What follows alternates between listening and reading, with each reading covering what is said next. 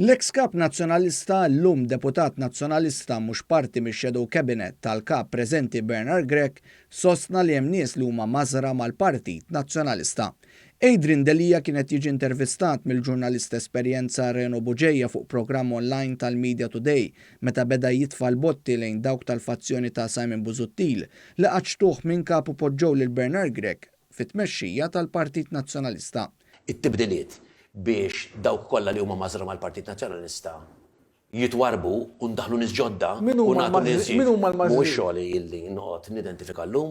Delija ġie mistoqsi dwar il-lobby groups bħal tar-Repubblika u l-Occupy Justice li issa reġgħu daħlu fil-Partit Nazzjonalista biex jiddettaw l-aġenda tal-partit. Imma qed jinfluwenzaw il-partit bħalissa? Naħseb illi iva. Delija elabora iżjed ma dak li kienet jgħid u qal li tar-Repubblika u l-Occupy Justice u d-deputati li jkunu magħhom bħal Jason Azzopardi u Karola Kolina fost oħrajn ma rridux anki meta rifesa l-ewwel darba l-għadba tad-Dar Ċentrali biex jikkontesta l-kap. Kellek nies bħal tar-Repubblika u l-Occupy Justice li ma rridux jafu affarijiet miegħek il-partit qabad in-nisla u allura. Mhux hawn min jgħid dak huwa fatt. Kien hemm min minn day one, anzi qabel ma tlajt, ma kienx kuntent bil-preżenza tiegħi fil-Partit Nazzjonalista.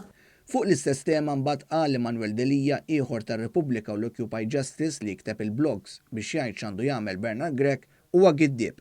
Jiena ma nsegwix il-Manuel Delija għax persuna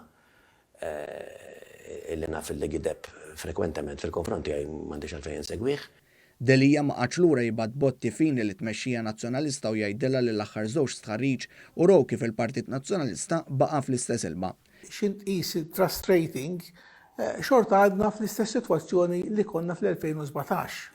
Ekku, għax meta tagħmel il-kalkoli ekku, u għalhekk li qed ngħidlek jien li lin milli ninħlew x'qed jiġri fl-aħħar xhur u x'ġara fl-aħħar sentejn jew tlieta, trid tanalizza l-problema iktar il-bot. Delija kien ċaru qal li hu ma natax żmien biżżejjed. Ma ngħatajx żmien biżżejjed u minix qed ikun apoloġetiku. Fuq il-programm li kompla jesponi iktar il-firda li tibqa' tippersisti fil-Partit Nazzjonalista illum immexxi minn Bernard Grech li d-deputati u esponenti tal-establishment nazzjonalista li qatawlu saqaħ kemm il-darba Adrian Delija fakkarhom x'għamlulu. Dawk illi qalu hekk fl-aħħar 3 snin. X'għamlu biex għenu lill-Partit Nazzjonalista? X'għamlu biex appoġġjaw il xi ħadd illi ma kienx qiegħed fil-Parlament diġà, ma kienx qiegħed fil-qalba tal-partit diġà u prova jagħmel l-affarijiet b'mod differenti meta evidentement l-affarijiet kif kienu qabel kienu fallew u bi kbir. Delija l-opportunità li kellu reġabat messaġġ li hu se jkun kandidat nazzjonalista anke jekk hemm min fil-partit ta' Bernard Grech ma jridux joħroġ.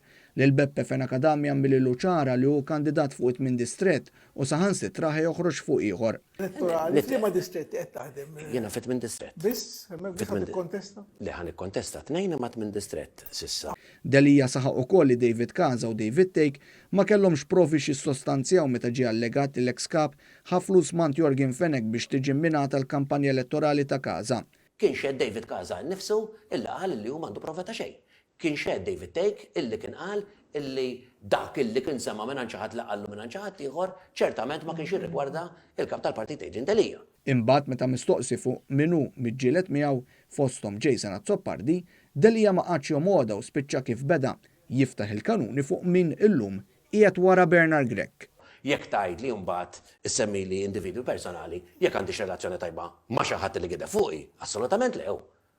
Mhux hekk.